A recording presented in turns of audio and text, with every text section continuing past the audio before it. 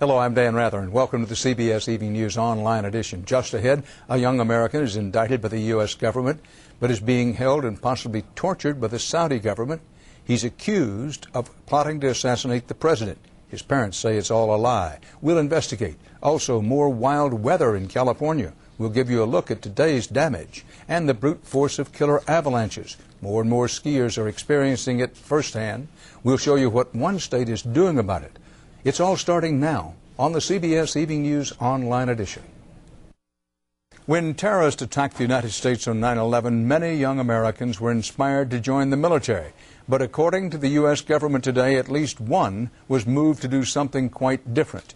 He allegedly joined al-Qaeda in a conspiracy to assassinate President Bush. That's the claim. The man, now 23 years old, has just been returned to the United States from Saudi Arabia to face charges. But he and his family are making some serious allegations of their own, as CBS's Jim Stewart reports.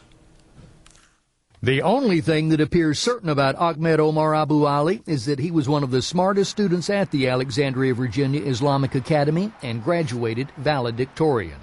After that, prosecutors would have you believe he went to Saudi Arabia, became an assassin in training for al-Qaeda, and was planning to stalk and kill President Bush.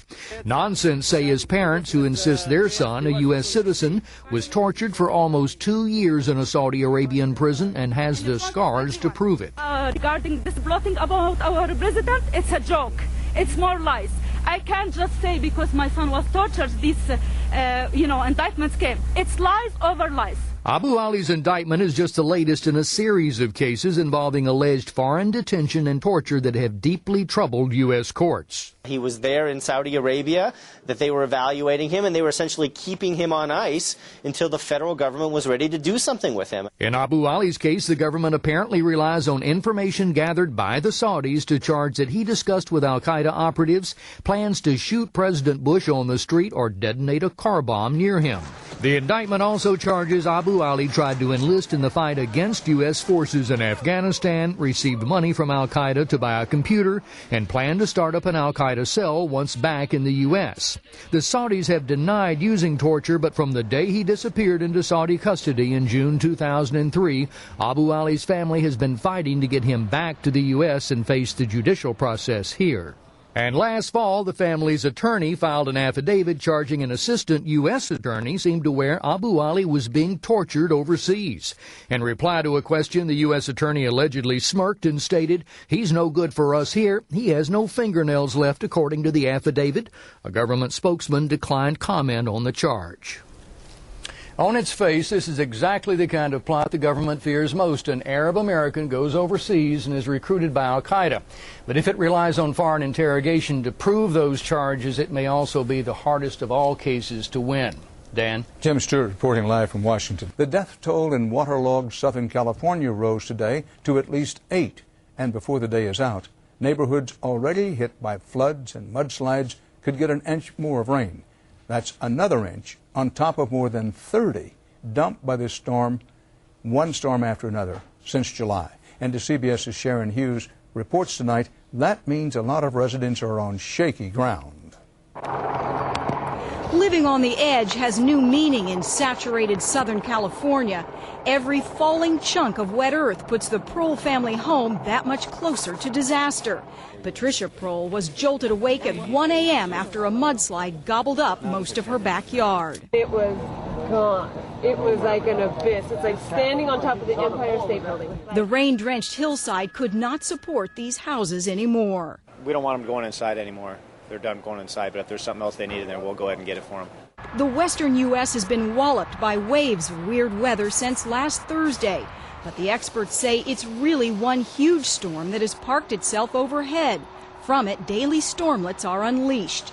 Today in Ventura County, just north of Los Angeles, officials had no choice but to open the Pyramid Lake Dam to relieve building pressure on swollen rivers. The force of the rushing water took out everything in its path. Talk about your bridge to nowhere.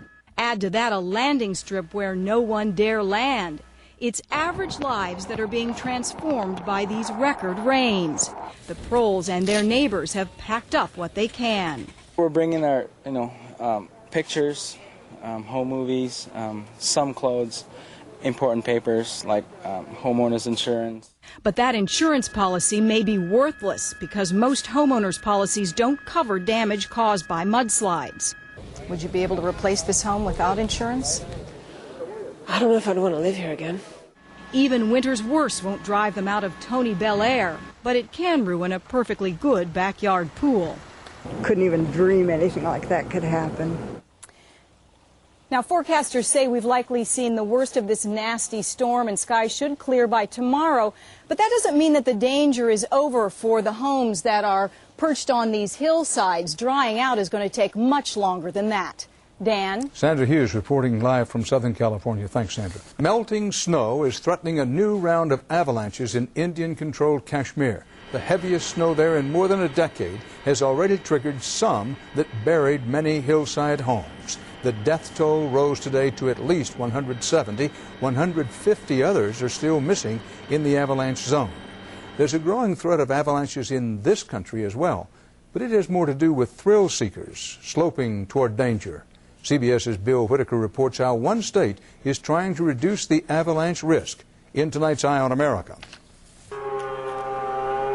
It's hard to believe a place so breathtaking could be so treacherous. But avalanches, a fact of life in the Mountain West, are growing deadlier as skiers, snowboarders, and snowmobilers venture farther and farther off the beaten track, seeking the ultimate thrill ride. I wanted to live. I wanted to survive. I was so concerned that I wouldn't see my wife and my son. Preston Niederhauser is one bruised but lucky survivor. We were on the peak here of this mountain called No Name. Skiing beyond the boundaries of Utah's Snow Basin Resort January 1st, he triggered an avalanche. It was so chaotic, like being in a washing machine. You were just getting flipped all over. So from the top down, how far was that? They say it was about 1,500 feet. It brought us down into a canyon called Hell's Canyon. Aptly named, huh? Yeah, you're not kidding. Mike Jenkins led the rescue team. Are you finding more and more people wanting to go out of bounds? Absolutely. More and more every year. I see tracks in terrain that nobody skied 4 or 5 years ago. Why? Backcountry skiers all say the same thing. Good skiing. Fresh snow, untracked lines, deep powder, adventure. Maybe the thought that we're skiing kind of extreme, that we're pushing the envelope maybe. With more and more thrill seekers skiing into backcountry, into greater danger zones, pushing the envelope, the state of Utah has decided to push back. Get some education. Pushing avalanche awareness at ski resorts, teaching how to use these beacons to find survivors, how to read and respect the snow.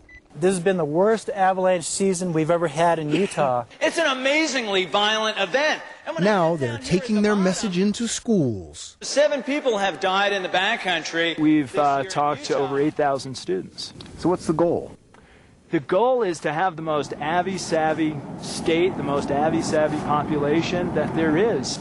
Avalanche savvy, it seems to be getting through. We each have an avalanche beacon, we all have shovels, and we all have probes. We didn't have shovels or a probe. We didn't have the transmitter. What were you thinking? The thought of an avalanche never crossed my mind. Utah hopes no one ever utters those words again. In Salt Lake City, I'm Bill Whitaker for Eye on America. More stories are just a click away. But be sure to join me on television for the on-air edition of the CBS Evening News. On Wednesday's broadcast, many teenagers have become regular clients of tanning salons, maybe too regular.